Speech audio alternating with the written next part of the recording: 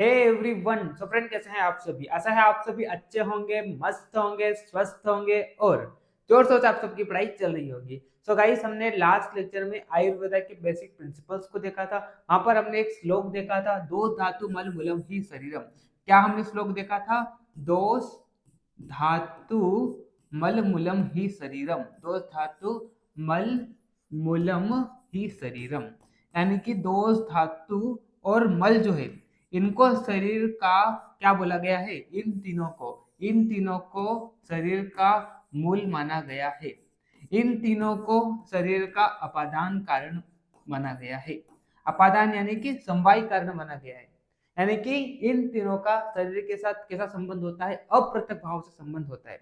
जिस प्रकार से घड़े का मिट्टी के साथ अप्रत्यक्ष भाव से संबंध होता है, जिस प्रकार से वस्त्र का धागे के साथ अप्रत्यक्ष भाव से संबंध होता है, ठीक उसी प्रकार से क्या होते हैं ये जो तीन घटक है, दोष धातु मल, इनका क्या होता है? शरीर के साथ अप्रत्यक्ष भाव से संबंध होता है। ये तीनों क्या होते हैं? शरीर के अपादान कारण होते हैं। अगर ये तीनों क्या होंगे? बैलेंस्ड कंडीशन में होंगे। अगर ये तीनों क्या होंगे? बैलेंस कंडीशन में होंगे, तो हम कैसे रहेंगे? हेल्दी रहेंगे। हम कैसे रहेंगे? हेल्दी रहेंगे, आरोग्य रहेंगे। और अगर मान लो इनमें थोड़ा सा भी ऊपर नीचे होता है, ठीक है, इन तीनों में अगर मान लो क्षय या वृद्धि होती है, तो हमको क्या हो जाता है? किसी न किसी प्रकार का रोग हो जाता है ना। हमको क्या हो जाता है? विकृति हो जाती है, किसी न किसी प्रकार का रोग हो जाता है। तो आयुर्वेद में फिर क्या करते हैं हम? आयुर्वेद की चिकित्सा में फिर हम क्या करते हैं? इन तीनों को बैलेंस करने की कोशिश करते हैं। हम ऐसे आहार विहार को देते हैं जिससे क्या हो जाए? ये तीनों वापस अपनी बैलेंस स्टेट में आ जाए। अगर ये तीनों वापस अपनी बैलेंस स्टेट में आ जाएगा, तो पर्सन जो कि बीमार था वो वापस क्या हो जाएगा? हेल्दी हो जाएगा। ठीक है, क्योंकि हमने देखा था कि दो धातु मल मूलम, ये तीनों जो होते हैं वो शरीर के क्या बोले गए हैं? मूल बोले गए हैं। ठीक है, तो वो तो हमने एकदम शॉर्ट में देखा था। ठीक है, नाउ आपसे यानी कि आज के इस लेक्चर से हम इन तीनों में से आज हम किसको देखने वाले हैं? दोष को देखने वाले हैं। हम आज क्या देखेंगे? त्रिदोष को देखेंगे। आप सभी को पता है त्रि यानी कि तीन। तो त्रिदोष किसको बोला गया? वात पित्त कफ को बोला गया है। किसको बोला गया है? वात पित्त और कफ को बोला गया है। ठीक है, तो इनको आज हम डिटेल में देखेंगे। आज हम दोष की परिभाषा को देखेंगे, ठीक है, दोष के प्रकार को देखेंगे और इन दोषों का प्रकृति निर्माण में क्या सहयोग है उसको भी हम देखेंगे। ठीक है, तो आज का लेक्चर एकदम इंपॉर्टेंट होने वाला है। एक प्रकार से आप ये समझ लीजिए कि आज का ये जो लेक्चर है ये भी आयुर्वेदा के बेसिक्स में आ जाता है। मतलब आप आयुर्वेदा में आए हैं तो आपको दोषों के बारे में पता होना चाहिए, क्योंकि ये दोष जो है काफी इंपॉर्टेंट रोल प्ले करते हैं आयुर्वेदा में। जैसे कि जब मैंने आपका पहला लेक्चर लिया था ना, बेसिक प्रिंसिपल्स ऑफ आयुर्वेदा, वहां पर मैंने आपको डिटेल में सारी चीजें बताई थी कि ये दोष जो होते हैं वो काफी इंपॉर्टेंट होते हैं आयुर्वेदा में। ठीक है, तो आपको इनकी नॉलेज होना चाहिए। तो आज हम त्रिदोष को देखेंगे, है ना, इसकी परिभाषा को देखेंगे, प्रकार को देखेंगे और ये दोष जो होते हैं प्रकृति निर्माण में क्या इंपॉर्टेंट रोल प्ले करते हैं, इनकी क्या भूमिका होती है प्रकृति निर्माण में, वो भी हम देखेंगे। ठीक है, फिर मल का अलग चैप्टर है ना, और धातु का भी एक प्रकार से अलग चैप्टर है। ठीक है, तो अब लास्ट लेक्चर में तो हमने एक प्रकार से बेसिक देख लिया था। अब यहाँ पर डिटेल में सारी चीजों को हम देखेंगे। आज तो त्रिदोष को मतलब तीनों दोषों को हम जानने की कोशिश करेंगे। उसके बाद नेक्स्ट चैप्टर जो आएगा उसमें हम वात दोष को डिटेल में देखेंगे। उसके बाद हम पित्त दोष को डिटेल में देखेंगे। उसके बाद हम कफ दोष को डिटेल में देखेंगे। तो इस तरह से अलग अलग फिर चैप्टर स्टार्ट हो जाएंगे। ठीक है, जैसे मैंने आपको बोला था कि आप अगर आयुर्वेदा विंग्स में आए हैं तो मैं आयुर्वेदा विंग्स मतलब आप जो आए हो तो यहाँ पर मैं क्या करता हूँ, आपको बेसिक से पढ़ाता हूँ, है ना। अगर आपका बेसिक अच्छा हो जाएगा, आपकी न्यू अगर अच्छी हो जाएगी, जैसे कि मैंने आपको एग्जांपल दिया था कि अगर आप घर बनाते हैं और घर की न्यू अगर अच्छी होती है तो उस पर आप चाहे जितना मंजिले खड़े कर दो उस घर में, तो वो क्या हो जाएगा? टिकेगा। तो वैसे ही अगर आपका बेसिक्स अगर अच्छा रहेगा तो आप आयुर्वेदा में क्या हो जाएंगे? जैसे बड़ी मंजिल टिकी रहती है उन न्यू के कारण, तो वैसे ही आपका अगर बेसिक कवर हो जाता है तो आप भी आयुर्वेदा की फील्ड में टिके रहेंगे। ठीक है, वरना कई सारे स्टूडेंट्स क्या होते हैं? डिमोटिवेट हो जाते हैं। तो डिमोटिवेशन का यही कारण है कि बच्चों का बेसिक नहीं क्लियर होता है। बच्चों को यही नहीं पता होता दोष क्या होता है, बच्चों को धातु का मतलब नहीं पता होता है, मल का मतलब नहीं पता होता है, और यही इंपॉर्टेंट होते हैं किसमें? आयुर्वेदा में। तो उनका बेसिक क्या होता है? क्लियर नहीं होता है, तो उनका फिर समझ में आता नहीं है। पंच महाभूत क्या होते हैं ये भी उनको समझ में नहीं आता है ना। तो मैंने तो आप सभी का पूरा बेसिक क्लियर कर दिया है। मतलब लास्ट लेक्चर में अगर जिस स्टूडेंट ने देखा होगा बेसिक प्रिंसिपल्स ऑफ आयुर्वेदा तो उसको मजा आ गया होगा। मतलब मैं एकदम डिटेल में सारी बेसिक्स एकदम जड़ से मैंने स्टार्ट की थी। मतलब एक प्रकार से बोलते हैं ना, इंग्लिश सीखने से पहले आपको एबीसीडी पढ़ना होती है, तो वैसे ही आयुर्वेदा को पढ़ने के लिए आपको उसका बेसिक्स पता होना चाहिए। तो मैंने डिटेल में आपको बेसिक कवर किया था। अगर जिसने नहीं देखा है तो आप जाइए क्रिया शरीर वाले प्लेलिस्ट में जाइए, वहां पर आपको आयुर्वेदा का सॉरी बार बार आयुर्वेदा आ जाता है, आपको क्रिया शरीर में की प्लेलिस्ट में जाएंगे आप, तो वहां पर आपको बेसिक्स मिल जाएगा आयुर्वेदा का, है ना, उस लेक्चर मिल जाएगा जो कि मैंने कल परसों में अपलोड किया था। ठीक है, अब देखो एक चीज और बता दो चैप्टर में आगे बढ़ने से पहले, है ना, मैं अभी बेसिक्स के सारे लेक्चर अपलोड कर रहा हूँ, है ना, ताकि जो भी यूट्यूब पर लेक्चर देख रहा है तो उसका भी एक प्रकार से क्या हो जाए, बेस अच्छा बन जाए, है ना। बाकी बात दोस्त जब मैं पढ़ाऊंगा, पित्त दोस्त जब मैं पढ़ाऊंगा, तो वो सीरीज जो है वो यूट्यूब पर नहीं आएगी, है ना। तो जो भी स्टूडेंट इनरोल करना चाहता है तो आयुर्वेदा विंग्स एप्लीकेशन को डाउनलोड कीजिए, लिंक आपको मैंने डिस्क्रिप्शन में दे रखा है। ठीक है, अगर आप 23 बैच के स्टूडेंट हो तो आप ओल्ड जो कोर्स है BMS first drop complete course, उसमें आप इनरोल कीजिए। अगर आप 24 बैच के स्टूडेंट है यानी कि न्यू स्टूडेंट है तो आप सुश्रुत 2.0 आपके लिए मैंने अलग कोर्स लॉन्च किया है, तो आप उसमें इनरोल कीजिए। ठीक है, जैसे कि आप सभी को पता है, आप सभी के प्यार और सपोर्ट से, आप सभी के प्यार और सपोर्ट से हमारी यूट्यूब पर 10K प्लस फैमिली हो गई है। ठीक है, 10K प्लस फैमिली हो गई है ना। ये सब आप सभी के प्यार और सपोर्ट से ही ये संभव हो सका है। ठीक है, तो आप सभी के लिए मैंने स्पेशल स्पेशल गिफ्ट्स रखे हैं इसी उपलक्ष्य में, है ना। मैंने कल सेलिब्रेशन किया था 10K प्लस का, है ना। आपको थोड़ी देर में यूट्यूब पर वीडियो मिल जाएगी 10K प्लस सेलिब्रेशन की, है ना। जो मेरे से व्हाट्सएप पर जुड़े हुए, इंस्टा पर जुड़े हुए, तो उनको ऑलरेडी पता चल गया है। ठीक है, कैसे मैंने सेलिब्रेशन किया था, है ना। तो बहुत ही बढ़िया तरीके से सेलिब्रेशन किया था, है ना।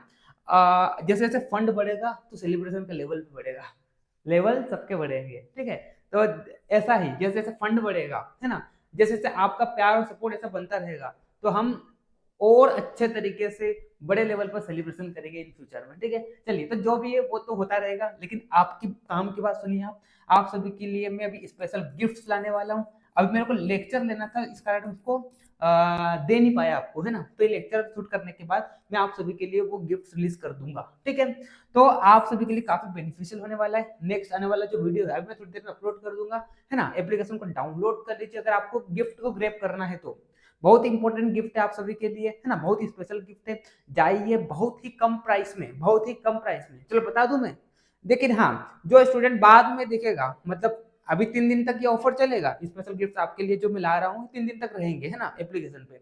उसके बाद अगर कोई देखता है इस लेक्चर को और मेरे को बोलता है कि सर आपने तो बाकी सबको 2000 में दिया था, चलो मैंने रिवील कर दिया, तो आप सभी के लिए 50% ऑफ होने वाला है। जी हाँ गाइस, हर एक कोर्स में 50%, यानी कि 4000 का जो सुश्रुत 2.0 का कोर्स है वो आपको 2000 में मिल जाएगा। BMS first of complete course जो 4000 का है वो आपको 2000 में मिल जाएगा। तो जाइए फटाफट डाउनलोड कीजिए और कोर्स में इनरोल कर लीजिए बिना सोचे समझे, है ना। अगर आपको डेमो वीडियोस देखना है, डेमो वीडियो सबको मिल जाएंगे। ठीक है, तो ये आपके लिए गिफ्ट है एक प्रकार से, मैंने पहले ही रिवील कर दिया है ना। और वीडियो भी देख लेना सेलिब्रेशन के लिए। ठीक है, वहां पर भी मैं अनाउंसमेंट कर दूंगा। ठीक, चलिए, अब बहुत ज्यादा प्रमोशन हो गया, अब हम आगे बढ़ते हैं, है ना।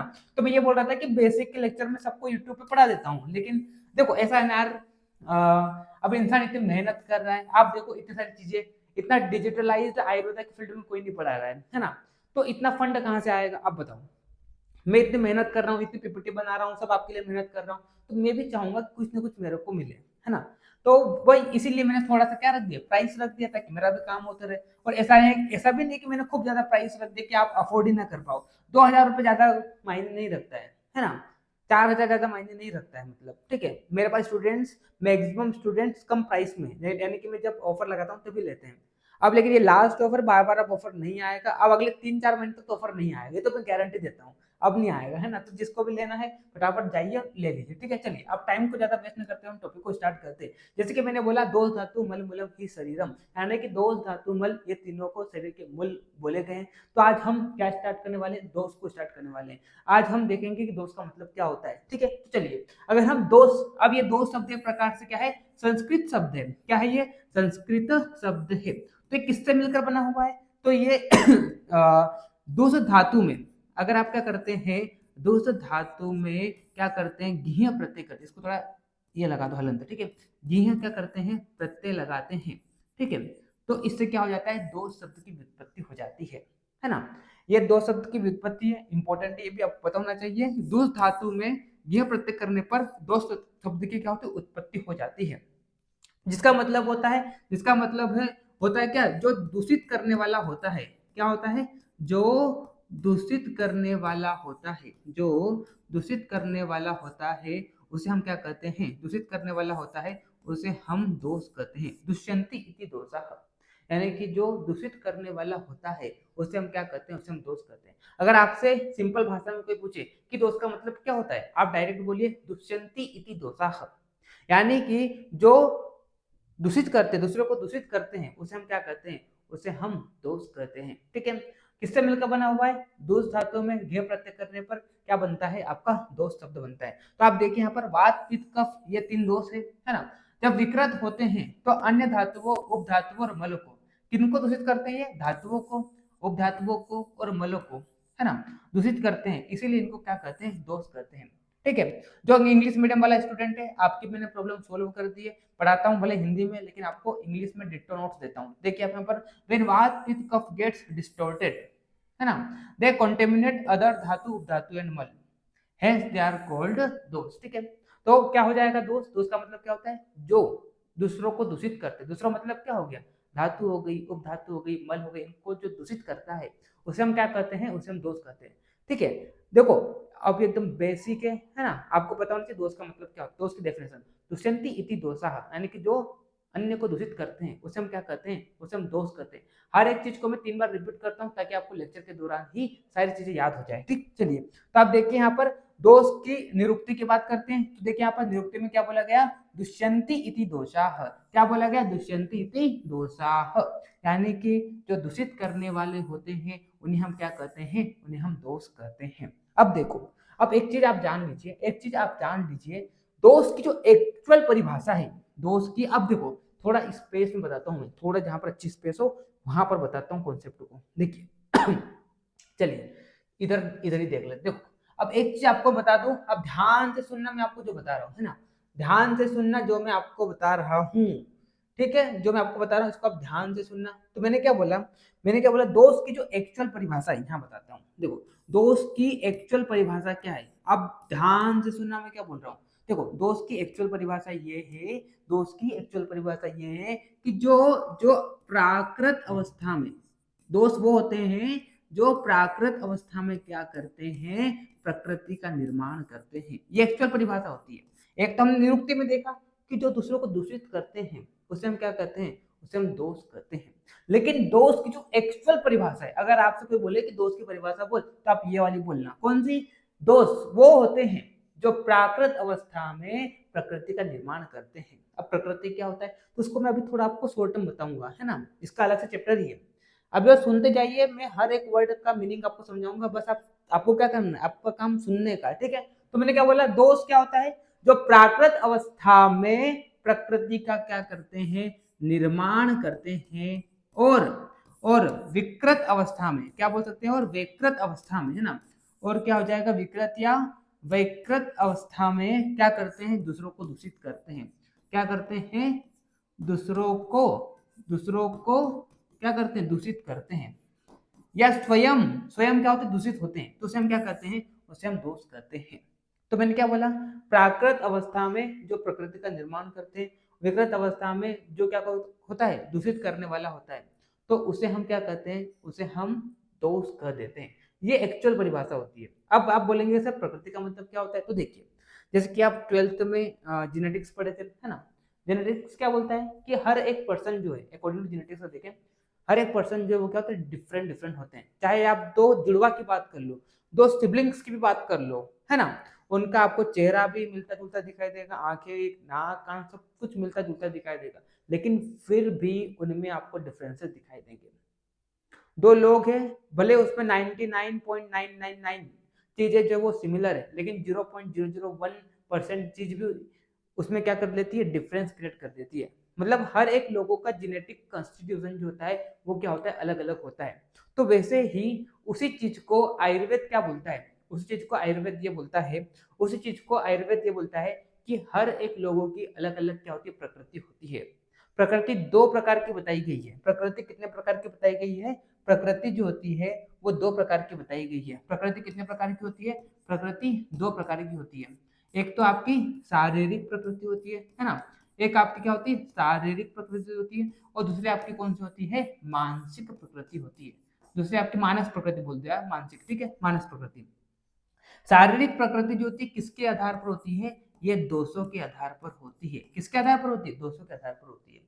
और मानस प्रकृति की बात करते हैं तो मानस प्रकृति जो होती है वो त्रिगुणों के आधार पर होती है। किसके आधार पर? त्रिगुणों के आधार पर, ठीक है। तो शारीरिक प्रकृति जो होती है किसके आधार पर होती है? दोषों के आधार पर। प्रकृति का निर्माण कैसे होता है? तो प्रकृति का निर्माण, ये शारीरिक प्रकृति, ये मानसिक प्रकृति, दोनों प्रकृति का निर्माण कैसे होता है? तो प्रकृति का निर्माण कुछ इस प्रकार से होता है कि गर्भ अवस्था में, है ना, जब क्या होता है, स्पर्म ओवम से क्या करता है? फ्यूज करता है ना, यानी कि शुक्र और शोणित का। आयुर्वेद में स्पर्म को शुक्र बोलते हैं और ओवम को शोणित बोलते हैं, ठीक है। तो जब क्या होता है, स्पर्म और ओवम यानी कि शुक्र और शोणित का संयोग होता है, तो उस दौरान जिस दोष की प्रबलता होती है, उस दौरान जिस दोष की प्रबलता होती है, तो वही उसी दोष के अनुसार क्या होती है? उस गर्भ की क्या होती है? प्रकृति हो जाती है। जैसे कि अगर मान लो गर्भ अवस्था में वात दोष की प्रधानता है, तो वो जो गर्भ, वो जो बच्चा है, उसकी कौन सी प्रकृति होगी? उसकी वातज प्रकृति होगी। अगर मान लो पित्त दोष की प्रधानता है, तो उसकी कौन सी होगी? पित्तज प्रकृति होगी। अगर मान लो कफ दोष की प्रधानता है, तो कौन सी प्रकृति होगी? कफज प्रकृति होगी। अगर मान लो दो दोष एक साथ प्रधान हुए हैं, एक साथ डोमिनेट कर रहे हैं, वात और पित्त दोनों एक साथ डोमिनेट कर रहे हैं, तो वात पित्तज। अगर मान लो वात और कफ, तो वात कफज। अगर मान लो पित्त और कफ डोमिनेट कर रहे हैं, तो पित्त कफज, यानी कि द्वंद्वज प्रकृति होगी। और अगर मान लो तीनों दोष डोमिनेट कर रहे हैं, तो उसकी प्रकृति क्या हो जाएगी? समदोषज प्रकृति हो जाएगी, समदोषज, ठीक है, समदोषज प्रकृति हो जाएगी। तो इस प्रकार से शारीरिक प्रकृति जो होती है 7 प्रकार की बताई गई है, और मानस प्रकृति जो होती है वो त्रिगुणों के आधार पर होती है। आयुर्वेद में त्रिगुण बताए गए हैं। देखो ये चीजें है ना, आपको पता होना चाहिए। मैं एकदम बेसिक से हर एक वर्ड को समझाने के लिए सारी चीजें बता रहा हूँ, है ना, तो बस आप ध्यान से सुनते जाइए मैं क्या बोल रहा हूँ। आयुर्वेद में त्रिगुण है।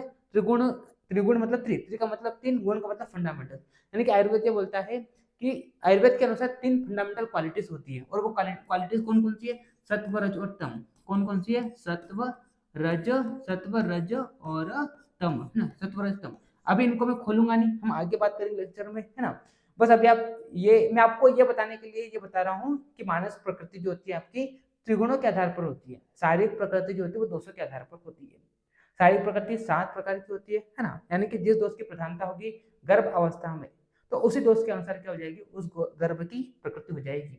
वही अगर हम मानसिक प्रकृति की बात करते हैं, त्रिगुणों के आधार पर होती है। आयुर्वेद में त्रिगुण यानी कि 3 फंडामेंटल क्वालिटीज बताई गई है, जो कि क्या क्या है? सत्व, रज और तम है। तो गर्भ अवस्था के दौरान जिस गुण की क्या होगी? प्रधानता होगी, तो उस गुण के आधार पर क्या हो जाएगी? उस गर्भ की प्रकृति हो जाएगी। अगर मान लो सत्व गुण की प्रधानता है, तो सात्विक मानसिक प्रकृति होगी। अगर मान लो रज गुण की प्रधानता है, तो राजसिक मानसिक प्रकृति होगी। और अगर मान लो तम गुण की प्रधानता है, तो तामसिक प्रकृति होगी, मानस प्रकृति होगी, ठीक है। तो इस प्रकार से क्या होती है? 3 मानस प्रकृति बताई गई है, और शारीरिक प्रकृति टोटल 7 बताई गई है। तो देखिए आप मैंने आपको क्या बोला था? दोष की परिभाषा मैंने आपको क्या बताई थी? जो प्राकृत अवस्था में रहकर क्या करते हैं? प्रकृति का निर्माण करते हैं। और विकृत अवस्था में जो दूसरों को क्या करते? दूषित करते हैं, उसे हम क्या करते हैं? दोष करते हैं। तो आप देख सकते हैं शारीरिक प्रकृति जो होती है किसके आधार पर होती है? दोषों के आधार पर होती है। यानी कि ये दोष जो होते हैं रिस्पॉन्सिबल होते हैं फॉर द फॉर्मेशन ऑफ प्रकृति। तो प्राकृत अवस्था में दोष जो होते हैं प्रकृति निर्माण में सहायक होते हैं, और विकृत अवस्था में ये दूसरों को दूषित करते हैं। इसीलिए, और यही क्या होती है? दोष की परिभाषा होती है। तो दोष की परिभाषा क्या हो जाएगी? दोष की परिभाषा ये हो जाएगी कि जो प्राकृत अवस्था में रहकर प्रकृति का निर्माण करते हैं और विकृत अवस्था में दूसरों को दूषित करते हैं, उसे हम क्या कहते हैं? दोष करते हैं, ठीक है। मैंने अभी आपको बताया था दोष धातु मल मूलम ही शरीरम। क्या देखा था हमने? दोष धातु मल मूलम ही शरीरम, यानी कि ये तीनों जो होते हैं शरीर के मूल माने गए हैं। तो इन तीनों में से सवाल ये उठता है कि इन तीनों में से दोष को ही दोष क्यों माना गया, धातु और मल को दोष क्यों नहीं माना गया, मतलब दोष को ही, इन दोष जो वात पित्त कफ जो है इनको ही दोषों की संज्ञा क्यों दी गई, धातु यानी कि रस रक्त मांस मेद अस्थि मज्जा शुक्र, मल यानी कि पुरुष हो गया मूत्र हो गया, इनको दोषों की संज्ञा क्यों नहीं दी गई। तो इसका यही रीजन है कि ये इस डेफिनेशन में नहीं फिट हो रहे हैं। अगर हम दोष की बात करते हैं तो दोष क्या करता है, प्राकृत अवस्था में रहकर प्रकृति का निर्माण भी करता है। कौन सी प्रकृति, शारीरिक प्रकृति, और विकृत अवस्था में रहकर दूसरों को दूषित भी करता है। लेकिन अगर हम धातु की बात करते हैं, लेकिन अगर हम मल की बात करते हैं तो ये दोनों जो होते हैं प्रकृति का निर्माण नहीं करते हैं, इसीलिए धातु और मल को दोषों की संज्ञा नहीं दी गई है। आई होप आप सभी को समझ में आ गया होगा मैं क्या बोल रहा हूँ, दोष का असली मीनिंग मैंने आपको बताया। ठीक है, सवाल उठता है कई सारे स्टूडेंट्स के मन में ये रहता है कि वात पित्त कफ जो है इनको ही क्यों दोष की संज्ञा दी गई, इनको ही दोष क्यों बोला गया, धातु और मल ये दोष क्यों नहीं है। तो दोष इसीलिए नहीं है, क्यों नहीं है, क्योंकि धातु और मल जो होते हैं प्रकृति का निर्माण नहीं करते हैं। लेकिन दोष जो होता है इस डेफिनेशन में फिट हो रहा है, प्रकृति का निर्माण भी करता है, यानी कि वात पित्त कफ जो होते हैं है ना, वो प्रकृति का निर्माण भी करते हैं और दूसरों को दूषित भी करते हैं, इसीलिए इनको क्या बोला गया है, दोष बोला गया है। ठीक है, तो देखिए आगे वही यहाँ पर बोला गया है, देखिए दुष्यंति इति दोषाः, यानी कि जो दूसरे को दूषित करते हैं उसे हम क्या कहते हैं, उसे हम दोष कहते हैं। और आगे यहाँ पर क्या बोला, इसको देखकर आगे देखिए आप एक नोट लेकर आया हूं मैं, इसको देखकर एक महत्वपूर्ण सवाल उठता है कि दोष धातु मल तीनों ही शरीर में अपनी साम्य अवस्था में होते हुए शरीर का पोषण करते हैं। जैसे कि हमने बोला दोष धातु मल मूलम ही शरीरम, यानी कि इनको ही शरीर के मूल बोलते हैं, ये शरीर का क्या करते हैं, धारण व पोषण करते हैं। तो फिर इन तीनों में से सिर्फ दोष यानी कि वात पित्त कफ इनको ही दोष की संज्ञा क्यों दी गई, तो उसका उत्तर यहाँ पर दिया है, देखिए यहाँ पर। तो फिर सवाल उठता है कि धातु और मलों को दोष संज्ञा न देकर केवल दोषों को ही दोष की संज्ञा क्यों दी गई है। तो यहाँ पर ये बोला कि दोष की परिभाषा देखकर स्पष्ट हो जाता है, जो कि क्या है, जो प्राकृत अवस्था में रहकर प्रकृति का निर्माण करते हैं, विकृत अवस्था में रहकर दूसरों को दूषित करते हैं। तो इस डेफिनेशन के अकॉर्डिंग देखेंगे तो धातु और मल जो होते हैं वो इस डेफिनेशन में फिट नहीं होते हैं, लेकिन आपके वात पित्त कफ यानी कि दोष जो होते हैं वो इस डेफिनेशन में फिट हो रहे हैं। जैसे कि मैंने आपको बताया, विजुलाइज करके बताया कि दोष जो होते हैं वो प्रकृति निर्माण में सहायक है ना, मतलब वात पित्त कफ जो है वो प्रकृति निर्माण में सहायक है और साथ में दूसरों को दूषित भी करते हैं, तो ये इस डेफिनेशन में फिट हो रहे हैं, इसीलिए इनको दोषों की संज्ञा दी गई है। देखिए आप यहाँ पर दोष की परिभाषा देखकर स्पष्ट हो जाता है कि दोष की संज्ञा उसी को प्राप्त होती है जो विकृत अवस्था में शरीर को दूषित करता है, प्राकृत अवस्था में प्रकृति का निर्माण करता है। तो धातु और मल जो होते हैं वो क्या करते हैं, प्रकृति का निर्माण नहीं करते हैं।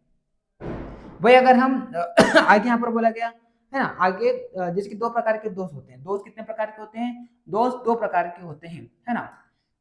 दोष क्या होता है, दुष्यंति इति दोषा, यानी कि जो दूसरों को दूषित करते हैं उसे हम क्या कहते हैं, दोष कहते हैं। ये दोष दो प्रकार के होते हैं, एक तो आपका क्या होता है शारीरिक दोष है ना, एक तो आपका क्या होता है, एक तो आपका शारीरिक दोष होता है, एक तो आपका क्या होता है शारीरिक दोष है ना, एक तो आपका क्या होता है, एक तो आपका शारीरिक दोष और दूसरा आपका कौन सा दोष रहता है, मानसिक दोष हो जाते हैं, मानस दोष। ठीक है, शारीरिक दोष जो होते हैं ये तीन प्रकार के होते हैं, वात पित्त और कफ, और ये क्या करते हैं, शरीर को दूषित करते हैं। और मानसिक दोष की बात करें तो ये क्या करते हैं, मन को दूषित करते हैं। और मानस दोष में किसको लिया गया है, रज और तम को लिया गया है, रज और तम को। मैंने आपको बताया था ना, त्रिगुण तीन चीजें होती है, यानी कि आयुर्वेद तीन फंडामेंटल क्वालिटी को बोलता है, सत्व रज और तम। ठीक है, तो ये जो सत्व है इसको इसमें नहीं लिया गया है, किसमें नहीं लिया गया है, मानसिक दोष में नहीं लिया गया। क्यों नहीं लिया गया है, क्योंकि वह प्रकृति का निर्माण तो करता है लेकिन शरीर को दूषित नहीं करता है ना। रज और तम की बात करते हैं तो रज और तम जो होते हैं वो क्या करते हैं, प्रकृति का निर्माण भी करते हैं, रज और तम प्रकृति का निर्माण भी करते हैं, शरीर को दूषित भी करते हैं। यानी कि रज और तम जो उस डेफिनेशन में फिट हो रहा है कि प्राकृतिक अवस्था में प्रकृति का निर्माण करना और विकृत अवस्था में दूसरों को दूषित करना। तो रज और तम तो इस डेफिनेशन में फिट हो रहा है, लेकिन आपका सत्व नहीं हो रहा है फिट। क्यों नहीं हो रहा है, क्योंकि सत्व जो होता है प्रकृति का निर्माण तो करता है, जैसे मैंने आपको बताया था सत्व रज तम इन त्रिगुणों के आधार पर ही क्या होती है, आपकी मानसिक प्रकृति होती है। यानी कि ये तीन जो होते हैं प्रकृति के निर्माण में सहायक तो है, लेकिन सत्व की बात करते हैं तो इसको शुद्ध बोला गया है, ये निर्मल माना गया है, इसको शुद्ध बोला गया है। ठीक है, ये क्या करता है, शरीर को दूषित नहीं करता है। रज और तम ये दोनों शरीर को दूषित तो करते हैं, है ना, लेकिन सत्व जो होता है शरीर को दूषित नहीं करता है। और दोष की हमने डेफिनेशन देखी है, प्राकृत अवस्था में जो प्रकृति का निर्माण करे, विकृत अवस्था में जो शरीर को दूषित करे, उसे हम क्या कहते हैं, दोष कहते हैं। तो सत्व जो होता है वो शुद्ध माना गया है, शरीर को दूषित नहीं करता है, इसीलिए इसे दोष में नहीं लिया गया है। ठीक है, इसलिए मानस दोष दो ही प्रकार के होते हैं, रज और तम। और शारीरिक दोष तीन प्रकार के, वात पित्त कफ। ठीक, बड़े आ गया होगा आई थिंक आप सभी को समझ में, है ना। वही चीज मैं इंग्लिश में लेकर आया हूँ, तो जो यूट्यूब पर लेक्चर देख रहा है, अगर आप नोट्स बना रहे हैं, है ना, तो आप इसका स्क्रीनशॉट ले लो। ठीक है, मैं साइड में हट गया हूँ। ठीक, चलिए फिर आगे बढ़ते हैं। अब देखिए, अब यहाँ पर देखिए जो हम दोष की डेफिनेशन देख रहे थे ना, कि दोष की डेफिनेशन क्या होती है, उसका यहाँ पर श्लोक दिया गया है ना, उसका यहाँ पर श्लोक दिया गया है। तो आप देख सकते हैं यहाँ पर क्या बोला, यहाँ पर देखिए, यहाँ पर क्या बोला, प्रकृत्य आरंभकत्वे सति स्वांतरेण दूषकत्वम दुष्टिकृतत्वम वा दोषत्वम।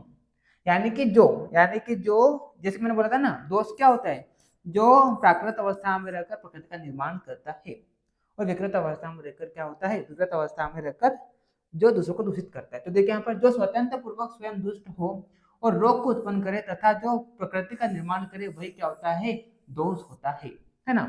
वात पित्त कफ अपने से दूषित होते हैं और वे दूसरों की अपेक्षा नहीं करते, यानी कि जो स्वतंत्र रूप से दुष्ट हो, यानी कि स्वतंत्र रूप से जो स्वयं दूषित हो जाए और साथ में दूसरों को भी दूषित करे, और प्राकृत अवस्था में रहकर प्रकृति का निर्माण करे, वही दोष होता है। ठीक है, मैंने आपको डिटेल में बता दिया सारी चीजें ऊपर, है ना। अब देखिए आचार्य सुश्रुत ने, है ना, आचार्य सुश्रुत ने क्या रक्त को भी दोष माना है, किसको माना है, रक्त को भी दोष माना है ना। यानी कि आचार्य सुश्रुत के अनुसार चार दोष होते हैं, वात पित्त कफ तो होता है, लेकिन साथ में उन्होंने रक्त को भी माना। तो यहाँ पर कई आचार्यों ने इसका खंडन किया। खंडन करते हुए यहाँ पर देखो क्या बताया, खंडन करते हुए यहाँ पर ये बताया, देखिए अब जबकि रक्त दुष्ट वात आदि दोष के देखो, जैसे कि मैंने आपको बोला ना, आपके क्या बोला यहाँ पर, जो स्वतंत्रता पूर्वक दोष जो होते क्या होते हैं, अपने से अपनी अपेक्षा से ही क्या होते हैं, दूषित होते हैं, यानी कि दूसरों की अपेक्षा नहीं रखते हैं, है ना। जो स्वतंत्र पूर्वक क्या होते हैं, स्वयं दुष्ट हो और है ना, और साथ में क्या करे, जो प्रकृति का निर्माण करे, वही क्या होता है, दोष होता है। तो वात पित्त कफ जो होते हैं स्वयं से दूषित होते हैं, लेकिन ये जो रक्त होता है तो क्या एक धातु है, तो ये दोषों के संपर्क में आने के बाद दूषित होती है ना। तो इसीलिए इसको दोष में नहीं गिना गया है। ठीक है, इसलिए इसे दोष में नहीं गिना गया। देखिए यहाँ पर रक्त को सुश्रुत ने चौथा दोष माना है। रक्त यदि दोष होता तो प्रकृति का निर्माण करने वाला भी होना था, और साथ में देखो रक्त एक तो ना तो स्वयं से दूषित होता है, यानी कि ये दोषों के संपर्क में आने से दूषित होता है, यहाँ से फेल हो रहा है। दूसरा साथ में प्रकृति का निर्माण भी नहीं करता है, और हमने देखा है प्रकृति का निर्माण करे और स्वयं से दूषित होकर दूसरों को दूषित करे, तो वही क्या कहलाता है, दोष कहलाता है। लेकिन यहाँ पर रक्त ना तो इसमें फिट हो रहा है, प्रकृति का निर्माण नहीं कर रहा है, ना तो स्वयं से दूषित हो रहा है, ये तो दोषों के संपर्क में आने पर क्या होता है, दूषित होता है। हमने देखा ना दोष क्या होते हैं, दूषणते दोषा, यानी कि जो दूसरों को दूषित करे। तो रक्त जो होता है स्वयं से दूषित नहीं होता है, दूसरों के मतलब स्वयं से नहीं हो रहा है, ये दोषों के संपर्क में आने पर दूषित हो रहा है, तो इसलिए इसको खंडन किया है बाकी आचार्यों ने, लेकिन सुश्रुत ने रक्त को माना है। ठीक, चलिए अब हम बात करते हैं, आगे हम बढ़ते हैं। अब देखिए मैंने आपको बताया था ना कि दोष दो प्रकार के होते हैं। कितने प्रकार के दोष होते हैं, दोष दो प्रकार के हो जाते हैं, है ना। मैंने आपको पहले बता दिया दोष दो प्रकार के होते हैं। एक तो क्या हो जाएगा आपका, फिर बता देता हूँ क्योंकि आपको याद हो जाए, क्योंकि आप फ्रेशर हो ना, तो बार बार बताना पड़ रहा है मेरे को, यानी कि लेकिन जो पुराने बच्चे उनको सबको समझ में आ रहा होगा, है ना। एक तो क्या हो जाएगा आपका शारीरिक दोष, है ना, शारीरिक दोष, और दूसरा आपका क्या होता है, मानस दोष। ठीक है, शारीरिक दोष की बात करते हैं तो वात पित्त कफ, इसमें क्या आ जाएगा आपका वात पित्त कफ, है ना, वात पित्त और क्या हो जाएगा कफ। ठीक, और मानसिक दोष की बात करते हैं तो इसमें क्या हो जाएगा, इसमें रज आ जाएगा और क्या जाएगा, तम। ठीक है, सत्व को नहीं माना है, सत्व को नहीं माना है, क्यों, क्योंकि प्रकृति का निर्माण तो करता है लेकिन दूषित नहीं करता, दूसरों को दूषित नहीं करता है। क्यों नहीं करता है, क्यों नहीं करता है, क्योंकि ये निर्मल होता है, ये शुद्ध होता है। ठीक है, शुद्ध होता है, इसमें कल्याण का अंश शेष रहता है। किसका अंश शेष रहता है, कल्याण का, यानी कल्याणकारी होता है ये। ठीक है, शुद्ध होता है, ये कैसा होता है कल्याणकारी होता है। ठीक है, इसीलिए इसे दोष में नहीं माना गया है। ठीक है, चलिए अब देखिए यहाँ पर शरीर दोष 3 प्रकार के होते हैं, वात पित्त कफ, और दूसरे मानस दोष रज और तम। सत्व को नहीं लिया गया, बार बार एमसीक्यू में क्वेश्चन पूछते हैं, आपको पता होना चाहिए, ठीक है, कि मानस दोष होते हैं, तो आपको टिक लगाना है किसको, रज और तम को, है ना। किसको मानस दोष नहीं माना है, 4 ऑप्शन दे देगा, तो आपको क्या लगाना है, सत्व को नहीं माना है, ठीक है। क्यों नहीं माना है, क्योंकि शुद्ध होता है, कल्याणकारी होता है, ठीक है। चलिए अब बात करते हैं अपन शारीरिक दोष। देखिए यहाँ पर शारीरिक दोष की परिभाषा यहाँ पर बताइए, दोषाः पुनस्त्रयो वात पित्त श्लेष्माणः, ठीक है, ते प्रकृतिभूताः शरीर उपकारक भवन्ति,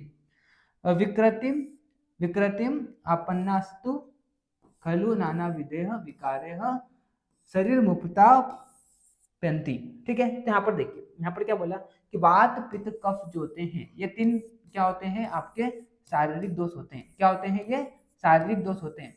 और जब क्या होते हैं, प्राकृत अवस्था में रहते हैं, है ना, स्वाभाविक अवस्था में रहते हैं, प्राकृत अवस्था में रहते हैं, तो शरीर का क्या करते हैं, उपकार करते हैं। और विकृत अवस्था में रहते हैं तो अनेक प्रकार की क्या करती है, शरीर में रोगों को यानी कि विकृति को उत्पन्न करते हैं, है ना। तो देखिए यहाँ पर वही चीज यहाँ पर लिखी हुई है, ये शरीर दोष प्रकृति निर्माण के मूलभूत कारण होते हैं, शरीर पुष्टि कारक भी होते हैं, है ना। और विकृत अवस्था में ये क्या करते हैं, अनेक प्रकार के विकारों को उत्पन्न करता है। तो ये आपको क्या होता है, शारीरिक दोष, जो कि क्या है, वात पित्त और कफ, ठीक। फिर आगे बढ़ते हैं हम मानस दोष की बात करते हैं। तो मानस दोष रज और तम को बोला गया है ना। मन और इनका स्थान क्या माना गया, मानस दोषों का स्थान जो होता है वो क्या माना गया है, मन को माना गया है। यहाँ से भी एमसीक्यू में क्वेश्चन पूछता है, पता होना चाहिए कि मानस दोषों का स्थान किसको माना गया है, मन, ठीक है। अभी आपको धीरे धीरे आप आयुर्वेद में जाएंगे ना, तो आपको और सारी चीजें क्लियर होने लग जाएगी, ठीक है। लेकिन आप अभी बस सुनते जाइए, क्योंकि अभी हम बेसिक्स पढ़ रहे एक प्रकार से, ठीक है। मानस दोषों में रज दोष प्रधान होता है, सत्व को शुद्ध कहा गया, अतः ऐसे दोषों में गणना नहीं की गई है। मैंने आपको बता दिया क्यों नहीं की गई है, ठीक है।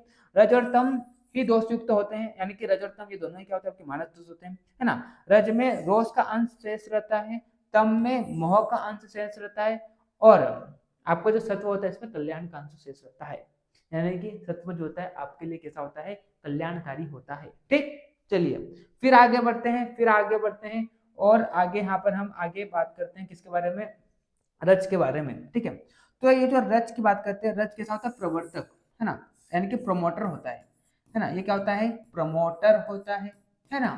और ये क्या करता है, मन को कार्य में लगाता है। और आपका जो रज के कार्य क्या होते हैं, रज के कार्य होते हैं, ये मन को कार्य में लगाता है ना, मन को कार्य में लगाता है ना। मन को साथ में दुखी भी करता है, अगर मान लो आप दुखी हो, इसका कारण क्या है, इसका कारण आपका ये रज दोष है ना, ठीक है। अगर आपको किसी प्रकार का किसी चीज का एंथुसियाज्म है, यानी कि आपको किसी चीज का क्या उत्साहित हो आप, तो वो किस कारण है, वो रज दोष के कारण है, ठीक है। अगर मान लो आपको किसी किसी के प्रति गुस्सा आ रहा है, क्रोध आ रहा है, तो वो भी किसका है, वो भी रज दोष का है। इसमें क्या होता है, इसमें ही क्रोध का अंश शेष रहता है ना, रोषांश शेष रहता है, ठीक है। देखिए आप यहाँ पर मन को कर्म में लगाता है, आसक्ति उत्पन्न करने वाला होता है, प्रेरक होता है, ठीक है। विभिन्न गतिविधियों का कारक होता है, दुख का कारण भी होता है, उत्साह कारण भी होता है, उत्तेजक होता है ना, चंचल होता है, चल और क्रोध युक्त होता है। प्राकृत अवस्था में रहते हुए ये हितकर होता है, लेकिन विकृत अवस्था में रहकर ये क्या करता है, हानिकारक होता है। जैसे कि हमने शारीरिक दोषों में भी देखा था कि शारीरिक दोष प्राकृत अवस्था में क्या करते हैं, प्रकृति का निर्माण करते हैं, यानी कि आपके लिए हितकर होते हैं, लेकिन विकृत अवस्था में वो किसी किसी प्रकार का रोग करते हैं। तो वैसे ही यहाँ पर क्या हो जाएंगे, मन के रोग होंगे, ठीक है। चलिए अगर ये विकृत हो जाएंगे तो, ठीक। चलिए मन को दूषित करते हैं अगर ये विकृत हो जाते हैं तो, ठीक है। अब बात करते हैं अपन रज वही चीज मैं इंग्लिश में लेकर आया हूँ, तो मैं बार बार उसको नहीं पढ़ूंगा। आप देखिए यहाँ पर आगे हम बात करते हैं तम, ठीक है। तम दोष जो होता है अज्ञानता को उत्पन्न करता है ना। इसमें मोह का अंश शेष रहता है, किसका, मोह का अंश शेष रहता है ना। अगर आपको नींद आ रही है, निद्रा आ रही है, तो वो किसका कारण है, आपके किस कारण है, तम दोष के कारण है, ठीक है। अगर आपको आलसी आ रही है ना, अगर आपको अज्ञानता हो रहा है, यानी कि डार्कनेस सा लग रहा है ना, ज्ञान का अभाव हो रहा है, तो वो किस कारण है, वो तम दोष का कारण है, ठीक है। निद्रा का कारण होता है, स्थिरता लाने वाला होता है ना। अज्ञान का कारण होता है ना। और संवेदनशील का कारण होता है। साम्य अवस्था में रहकर ये हितकर रहता है, लेकिन असाम्य अवस्था इसकी जो होती है वो भी क्या करती है, अनेक प्रकार के रोगों को उत्पन्न कर देती है। अब देखिए यहाँ पर, अब यहाँ पे आगे त्रिदोष का महत्व बताया गया है, तो उससे पहले मैं एक बार केपरा चेक कर लेता हूँ। चलिए चल रहा है, ठीक। चलो अब हम बात करते हैं दोष का महत्व, यानी कि अब तीनों दोष जो है इनका क्या महत्व होता है। तो आपको पता ही है, प्राकृत अवस्था में रहते हैं तो क्या करते हैं, शरीर प्राकृत अवस्था में रहते हैं तो शरीर के लिए हितकर होते हैं, और विकृत अवस्था में क्या करते हैं, रोगों को उत्पन्न करते हैं, ठीक है। तो देखिए त्रिदोष का महत्व आप देखिए, आप यहाँ पर देखिए सर्व शरीर चरस्तु वात पित्त श्लेष्माणः सर्वस्मिन् शरीरे कुपित अकुपितः शुभ अशुभानि कुर्वन्ति। तो यहाँ पर ये बोला गया है, यहाँ पर ये बोला गया है कि वात पित्त कब्ज होते हैं वो कैसे होते हैं, सर्व शरीर व्यापी रहते हैं, है ना, यानी कि संपूर्ण शरीर में ये लोकेटेड रहते हैं, है ना, सर्व शरीर व्यापी रहते हैं, संपूर्ण शरीर में सर्व शरीर व्यापी रहते हैं, है ना। कुपित अवस्था में रहकर देखो कुपित अवस्था में रहकर क्या करते हैं, ये अशुभ कार्य को करते हैं, है ना, अशुभ कार्य को करते हैं। और जब ये क्या होते हैं, अकुपित होते हैं, अकुपित रहते हैं तो शुभ कार्यों को करते हैं। तो ये यहाँ पर बताया गया है ना। यहाँ पर शुभ कार्य बताए गए हैं, प्रकृति भूताः शुभानि। शुभ कार्य में क्या क्या करते हैं, उपचय यानी कि शरीर की ग्रोथ करते हैं, ठीक है, टिश्यू की ग्रोथ करते हैं। बल शरीर को स्ट्रेंथ प्रोवाइड करते हैं। वर्ण शरीर को कॉम्प्लेक्शन यानी कि रंगों में आपका जो रंग होता है स्किन का उसमें कॉम्प्लेक्शन आता है, ठीक है, फेयरनेस आता है एक प्रकार से बोल दो आप, ठीक है, ये प्रदान करता है। और अगर मान लीजिए अशुभ हो जाते हैं तो विकृति को पैदा करते हैं। पुनर्विकृति अपन्ना विकार संज्ञा कहानी, यानी कि क्या करते हैं, अगर ये अशुभ कार्य में क्या होता है, विकृति को उत्पन्न करते हैं, ठीक है। तो देखिए यहाँ पर सभी के शरीर में बात कब जो होता है सर्व शरीर होता है, यानी कि पूरे शरीर में ये व्याप्त है, ठीक है। कुपित होते हुए ये अशुभ कार्य को करते हैं, लेकिन अकुपित अवस्था में क्या करते हैं, शुभ कार्य करते हैं। जैसे की बात करते हैं प्रकृति का निर्माण करना, है ना, उपचय बल वर्ण प्रसाद आदि प्रदान करते हैं। विकृत अवस्था में लेकर अशुभ कार्य यानी कि विकारों को उत्पन्न करते, रोगों को उत्पन्न करते हैं, है ना। वही चीज इंग्लिश में लेकर आया हूँ, है ना, ले लो स्क्रीनशॉट यूट्यूब वालों, ठीक है। चलिए अब हम आगे बढ़ते हैं त्रिदोष का महत्व। तो देखो आगे यहाँ पर क्या बोला, आगे यहाँ बोला कि एक प्रकार से यहाँ पर प्रकृति के निर्माण में इंपॉर्टेंट रोल प्ले करते हैं, जो कि मैंने आपको बता दिया, वही चीज यहाँ पर बताया गया है। प्रकृति भूतानाम तु खलु वात आदि नाम फलम आरोग्यम, ठीक है, यानी कि प्रकृति के निर्माण में ये सहायक होते हैं, ठीक है, और आरोग्य फल प्रदान करते हैं, ठीक। अब बात करते हैं अपन त्रिदोष का महत्व आचार्य सुश्रुत के अनुसार, ये भी थोड़ा इंपॉर्टेंट हो जाता है, यहाँ से भी एमसीक्यू आ जाता है। तो आचार्य सुश्रुत क्या बोलते हैं, आचार्य सुश्रुत ये बोलते हैं, आचार्य सुश्रुत ने त्रिदोषों का महत्व बताते हुए इसको संसार के साथ सामंजस्य बताया है ना। जैसे कि कफ को इन्होंने चंद्र का प्रतिनिधि माना है, पित्त को इन्होंने सूर्य का प्रतिनिधि माना है, और वायु को इन्होंने वायु हवा का प्रतिनिधि माना है, ठीक है।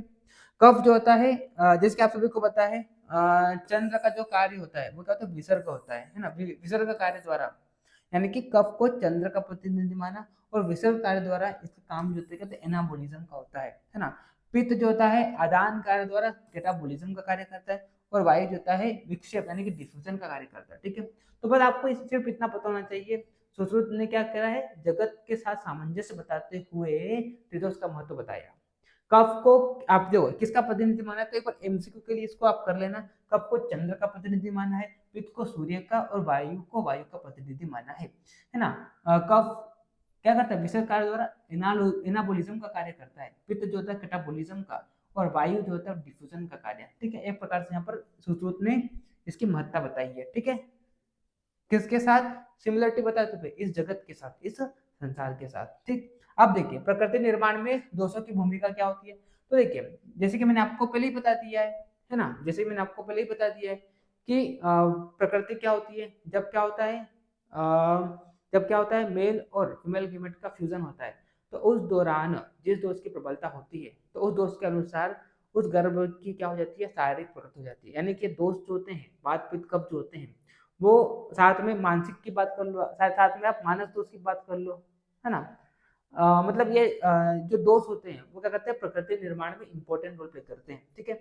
तो देख सकते हैं यहाँ पर सृष्टि उत्पत्ति क्रम में पैदा होने वाले प्रत्येक मनुष्य की अपनी एक विशिष्ट प्रकृति होती है, जैसे मैं आपको पहले बता चुका हूँ ये सब, है ना। शारीरिक प्रकृति और मानसिक प्रकृति, है ना।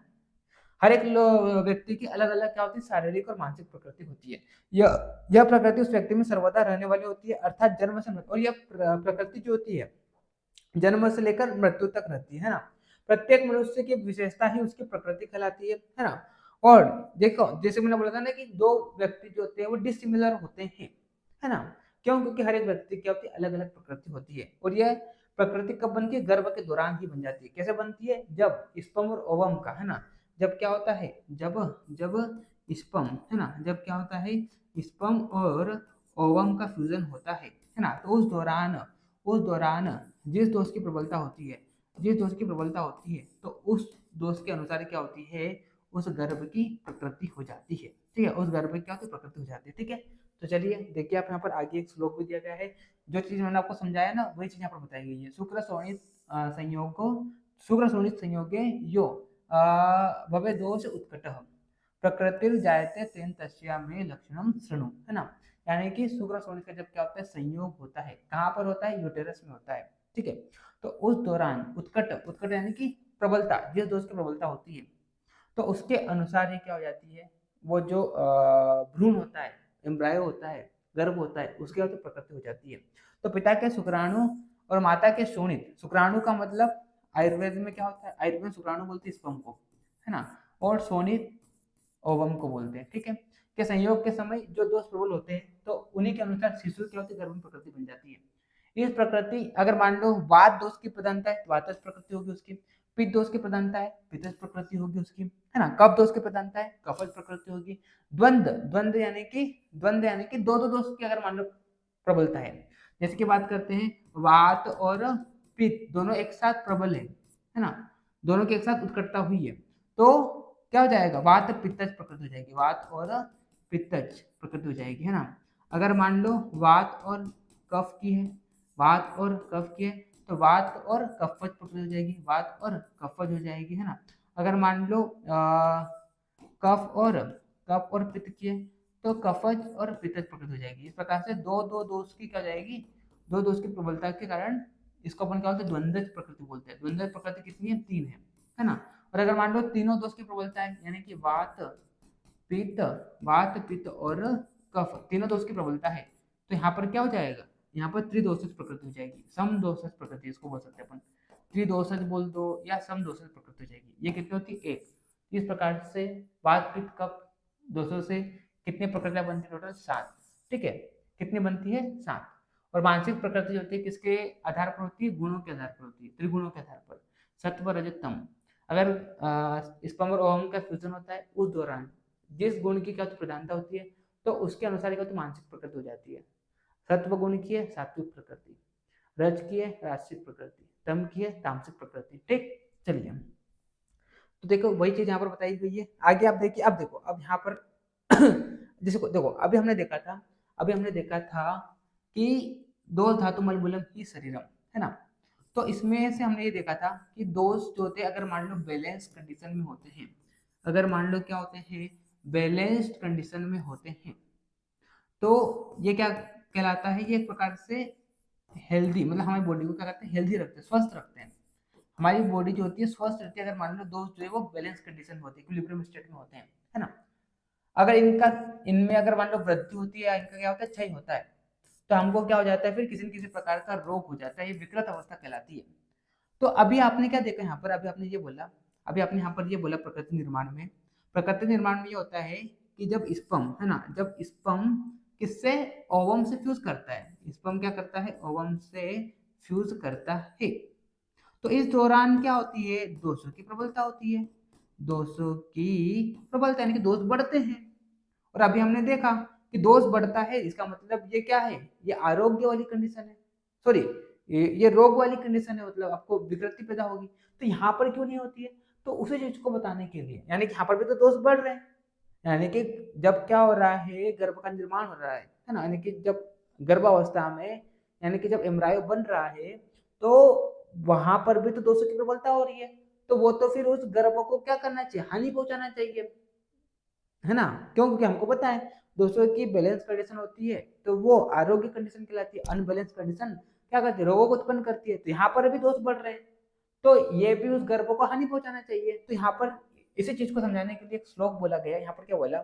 विष जातो यथा कीटो न विषेण विपद्यते तद्वत् प्रकृतयो मर्त्य शक्नुवन्ति न वादितुम। यहाँ पर क्या बोला? यहाँ पर ये बोला कि जिस प्रकार से, है ना, जिस प्रकार से कोई विषैला कीड़ा होता है, तो उस कीड़े को अपने विष से कोई हानि नहीं होती है, उस कीड़े को अपने विष से कोई हानि नहीं होती है।